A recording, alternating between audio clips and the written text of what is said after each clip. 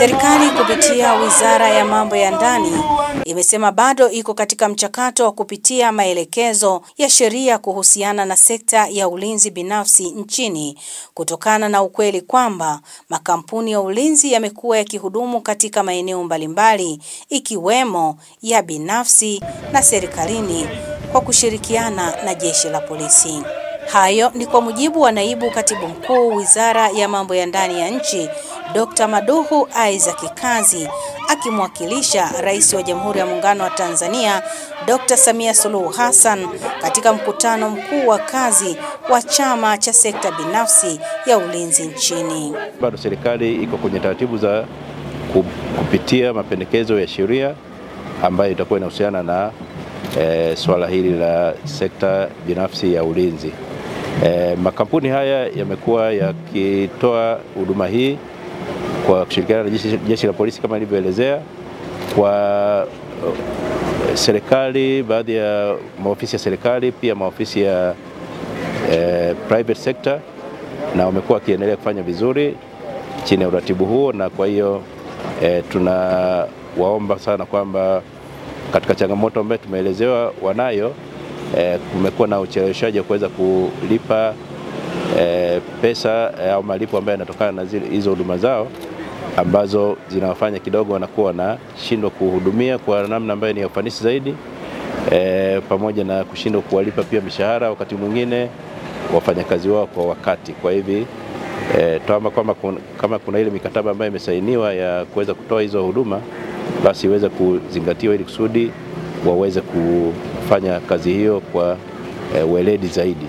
Kwa hiyo tunaendelea kushirikiana na sekta binafsi ya ulinzi kupitia Jeshi la Polisi, na partnership hiyo itaendelea kuimarishwa zaidi ili kusudi kuweza kuboresha maeneo ambayo yanakuwa na changamoto kama alivyoelezea, lakini kwa ujumla wamekuwa wakifanya vizuri sana. Bahati mbaya sana hivi karibuni imetokea mvurugano, haijulikani nani ni nani.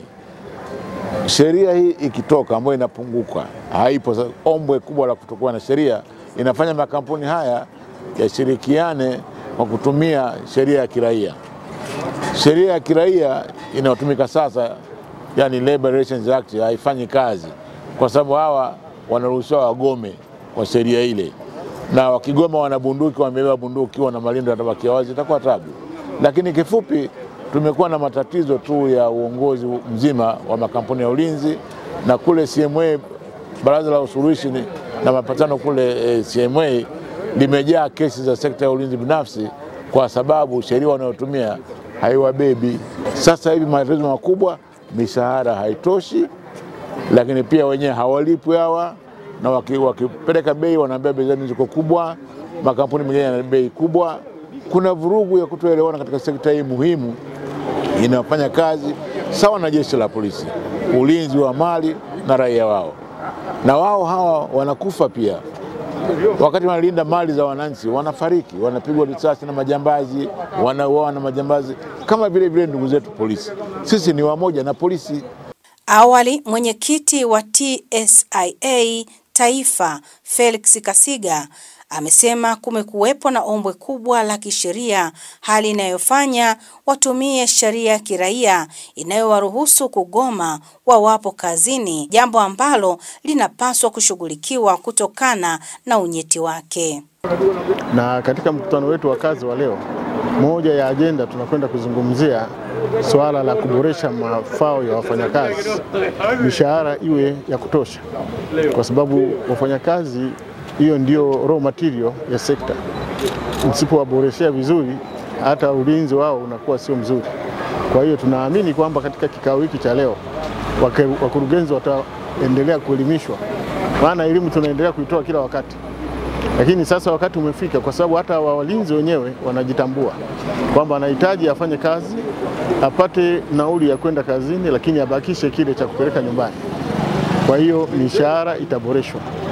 Tunaamini kabisa kupitia mkutano huu mishahara itaboreshwa.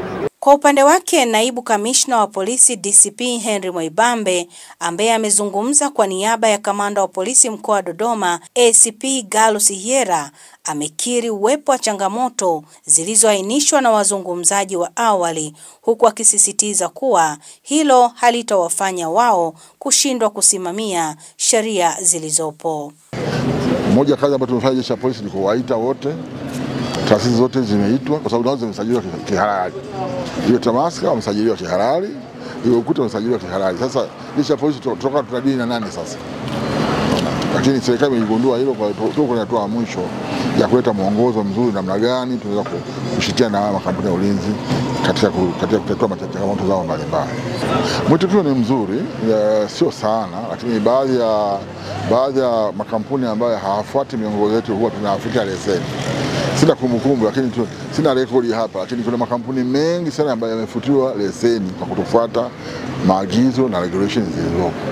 Kwa hiyo wale ambao wanafuata taratibu tunaendelea nao vizuri, lakini wale ambao hawafuati taratibu sisi tunawafutia leseni. Sekta binafsi ya ulinzi nchini Tanzania imekuwa na mchango mkubwa katika kupunguza uhalifu, kwani imekuwa ikisaidiana na jeshi la polisi kuhakikisha usalama wa raia na mali zao unakuwa kwenye mikono salama. Happy Balisidia, TMC News, Dodoma.